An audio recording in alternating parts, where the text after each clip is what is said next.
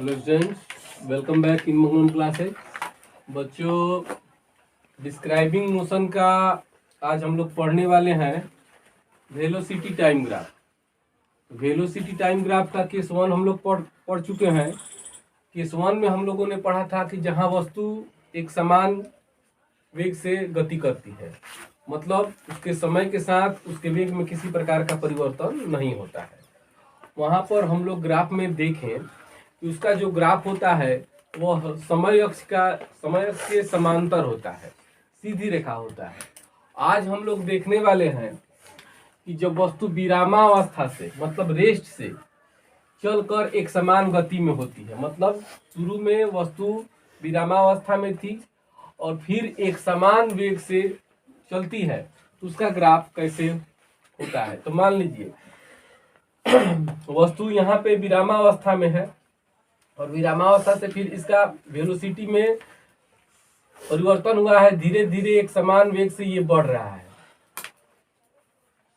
तो यह भी एक सीधी रेखा ही, सरल रेखा ही प्राप्त होता है, बशर्ते कि अंतर इतना है कि उस ग्राफ में जो सीधी रेखा था वह समय अक्ष के समांतर था और इसमें ऐसे होता है।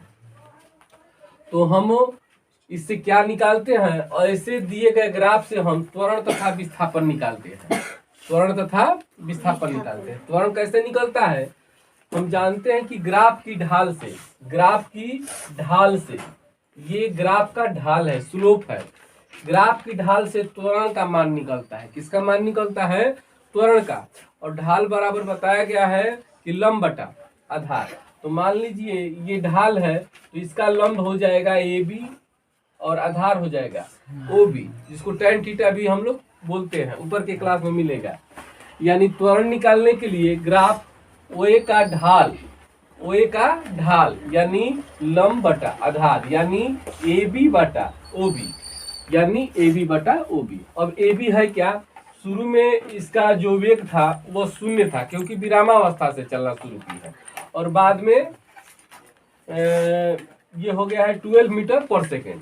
तो ये हो गया आपका V1 और ये हो गया आपका V2, यानी V2 माइनस V1, 12 में से 0 घटाएंगे 12 ही आएगा। V2 माइनस V1, 12 में से 0 घटाएंगे 12 आएगा। और अब OB ये आपका शुरू में है T1 और ये है T2, यानी T2 माइनस T1 यानी 6 माइनस 0 इक्वल टू 6, और घटाने पर आ गया 2 मीटर पर सेकेंड स्क्वायर, क्योंकि त्वरण का सही मात्रक मीटर पर सेकेंड स्क्वायर होता है। तो यहाँ पे मैंने देखा कि इस ग्राफ के ढाल से मैंने त्वरण का मान निकाला। तो बच्चों, वेलोसिटी टाइम ग्राफ की ढाल से हम क्या निकालते हैं? त्वरण का मान निकालते हैं।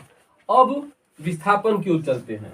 तो विस्थापन हमें कैसे प्राप्त होता है? ग्राफ जो दिख रहा है, ग्राफ OA के नीचे, तो OA ये ग्राफ ठीक है, OA के नीचे ये जो क्षेत्रफल है इसी से हमको विस्थापन निकलेगा। OA के नीचे जो ये क्षेत्रफल घिरा हुआ देख रहे हैं, इससे हमको क्या निकल जाएगा? विस्थापन निकल जाएगा। ये क्षेत्रफल जो है घिरा हुआ, इससे क्या निकाल सकते हैं हम? विस्थापन निकाल सकते हैं। OA ग्राफ OA के नीचे, तो देखिएगा ये OA के नीचे ये ग्राफ जो है, नीचे का जो घिरा हुआ क्षेत्रफल है, ये हमको क्या देगा? विस्थापन देगा। क्या देगा? विस्थापन देगा। यानी विस्थापन के लिए हमको ABO का क्षेत्रफल निकालना होगा, यानी त्रिभुज ABO का क्षेत्रफल। त्रिभुज का क्षेत्रफल बराबर 1/2 गुना आधार गुना आधार हो गया OB और ऊंचाई हो गया AB। और ये OB है क्या? तो ये T2 माइनस T1 है, और ये भी है क्या? V2 माइनस V1 है। तो T2 minus T1 into V2 minus.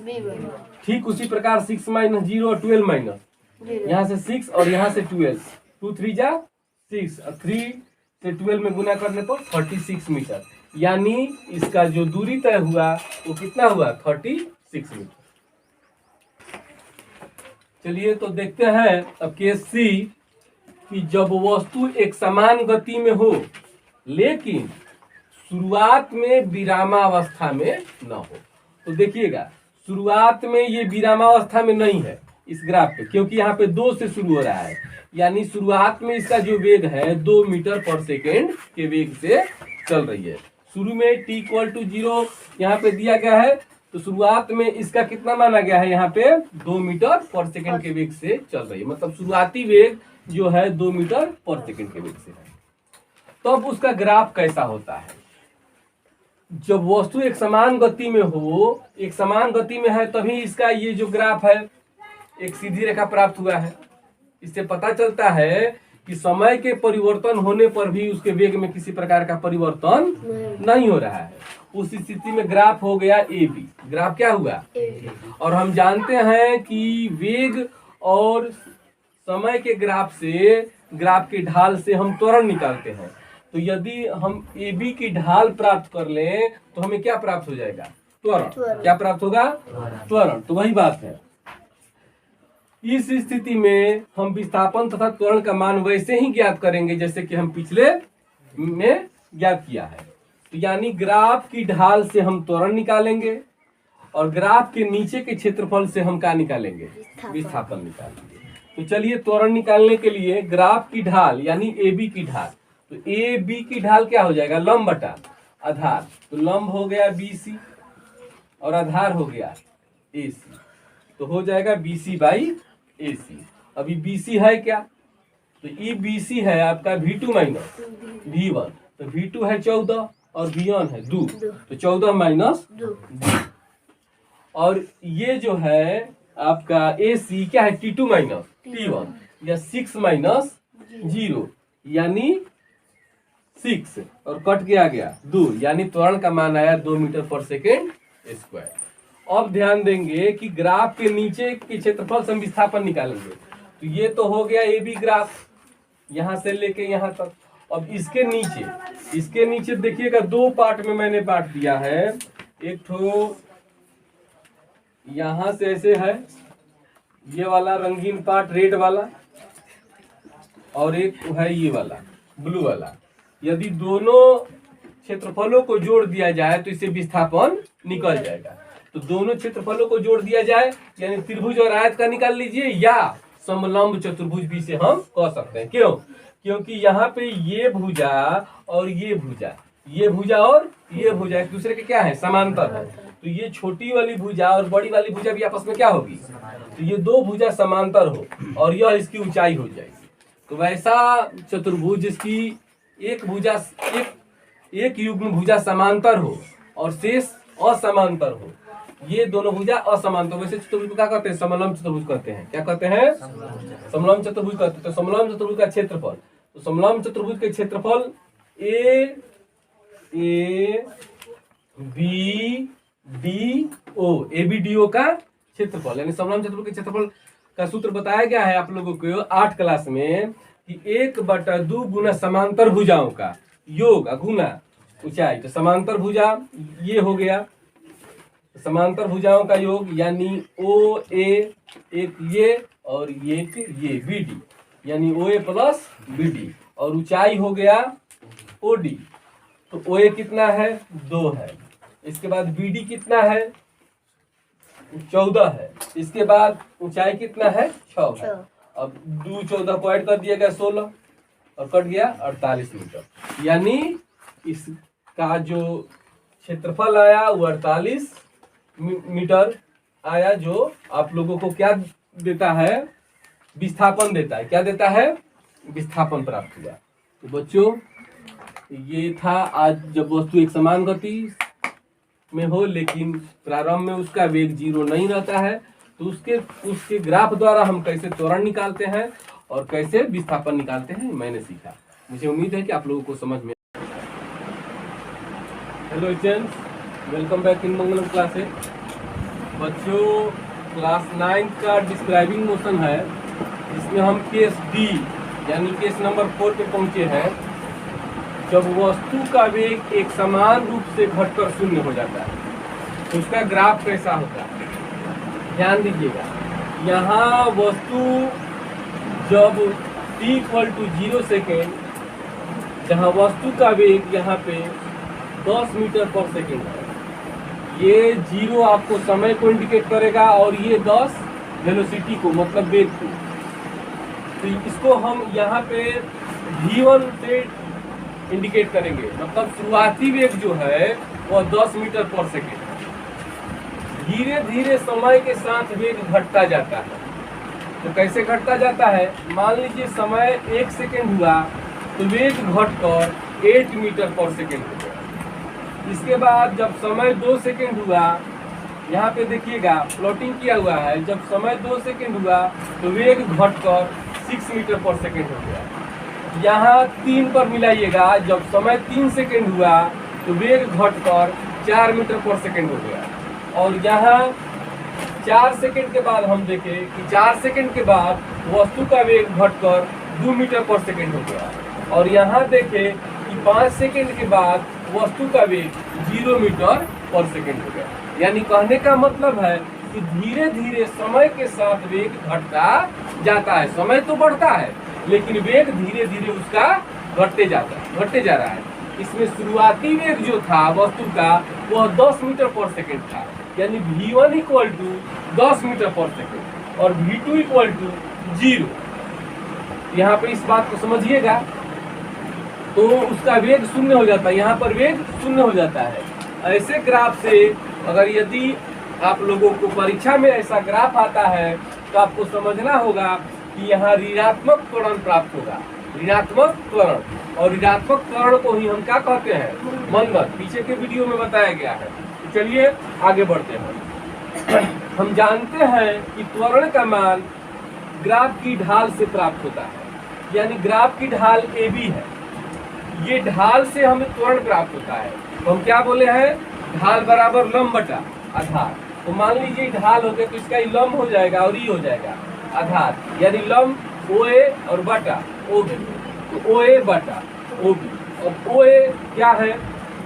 OA है V2 माइनस V1। V2 मतलब यहाँ पर अंतिम वेग 0 है, अंतिम वेग 0 और शुरुआती वेग 10। यहाँ पे हम आप लोगों को समझने के लिए लिख दे रहे हैं कि V1 इक्वल टू 10 मीटर पर सेकेंड और V2 इक्वल टू 0 मीटर पर सेकेंड। क्योंकि शुरुआत में वस्तु का वेग 10 मीटर पर सेकेंड था और अंत में 0 मीटर पर सेकेंड हो गया है। तो V2 माइनस V1 और ये OB जो है T2 माइनस T1, यानी 5 माइनस 0 हो जाएगा। और ऊपर हम जानते हैं कि V2 माइनस V1, तो V2 है 0 माइनस और V1 है 10। 0 minus 10 equal to minus 10। 5 minus 0 घटाने पर 2, यानी माइनस 2 मीटर पर सेकेंड स्क्वायर इसका त्वरण हुआ। त्वरण कैसा प्राप्त हुआ? ऋणात्मक। यदि मंदन की बात करें तो मंदन यदि होगा तो लिखाएगा 2 मीटर प्रति सेकेंड स्क्वायर, क्योंकि मंदन जो होता है यह माइनस को खा जाता है, ऋणात्मक चिन्ह को खा जाता है। पीछे के वीडियो में बताया गया है। तो ये है त्वरण। अब देखते हैं विस्थापन। तो हम जानते हैं कि समय और वेग के ग्राफ से जो ग्राफ प्राप्त होता है, तो ग्राफ के नीचे गिरा हुआ क्षेत्रफल हमें विस्थापन का मान देता है। तो ये ग्राफ है, तो इसके अंदर ये गिरा हुआ जो क्षेत्रफल है ये हमें विस्थापन देगा। तो गिरा हुआ क्षेत्रफल क्या निर्माण कर रहा है? AOB, यानी त्रिभुज AOB का क्षेत्रफल। तो त्रिभुज AOB का क्षेत्रफल बराबर होता है 1/2 गुना आधार गुना ऊंचाई। तो आधार है यहाँ पे OB, जो OB का वैल्यू 5 और ऊंचाई है यहाँ पे 10, ऊंचाई 10, 2 5 10, 5 5 25, यानी विस्थापन आ गया 25 मीटर। तो ये था नंबर 4। चलिए बच्चों, तो केस नंबर E यानी 5वां केस, जब वस्तु असमान वेग से चलती है, मतलब असमान समय में असमान दूरी।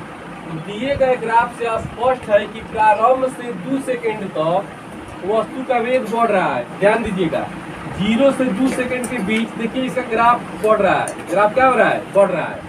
और बाद वाले 2 सेकेंड में, यानी 2 सेकेंड से 4 सेकेंड के बीच, 2 सेकेंड से 4 सेकेंड के बीच जो ग्राफ है नीचे की ओर जा रहा है, मतलब का घट रहा है। बाद वाले 4 सेकेंड में, मतलब 4 से 8 सेकेंड के बीच, 4 से 8 सेकेंड के बीच, 4 से 8 सेकेंड के बीच ग्राफ फिर बढ़ रहा है, वेग पुनः बढ़ रहा है। और पुनः बाद वाले 4 सेकेंड में, माने 8 सेकेंड से 12 सेकेंड के बीच, तो 8 सेकेंड से 12 सेकेंड के बीच ग्राफ ऐसे गिर रहा है, मतलब वेग घट रहा है। तो इस स्थिति में यहाँ पे हम देखें कि वेग बढ़ रहा है, 2 सेकंड में बढ़ रहा है, फिर 2 से 4 में वेग घट रहा है, फिर 4 से 8 में वेग बढ़ रहा है, फिर 8 से 12 में वेग घट रहा है। तो क्वेश्चन कहता है कि दिए गए ग्राफ से 8 सेकंड में तय की गई दूरी, 8 सेकंड में माने 0 से लेके 8 सेकंड में कितना दूरी तय हुआ। तो कितना दूरी तय हुआ, तो ग्राफ से घिरा हुआ क्षेत्रफल, तो ग्राफ से घिरा हुआ क्षेत्रफल एगो त्रिभुज बन गया, और ये समलंब चतुर्भुज और ये भी समलंब चतुर्भुज। तो त्रिभुज का क्षेत्रफल होता है 1/2 गुना आधार गुना, तो आधार 2 है और ऊंचाई यहाँ पे 10 है, तो 10। फिर समलंब चतुर्भुज का क्षेत्रफल होता है 1/2 गुना समांतर भुजाओं का योग, तो समांतर भुजा में ये 10 है और ये वाला 6 है, तो 10 + 6, और ऊंचाई 4 में से 2 घट गया यानी 2। फिर अब इस समलंब चतुर्भुज का ये 6 है और ये 8 है, तो 6 + 8, और ऊंचाई 8 में से 4 घट गया 4। अब इसको बना देने पर आता है कितना, s बराबर 54 मीटर। मतलब 0 से 8 सेकंड के बीच में जो वस्तु दूरी तय की वह कितना आया, 54 मीटर आया। ध्यान से इसको देखिएगा। अब मुझे उम्मीद है कि आप लोगों को समझ में आया होगा।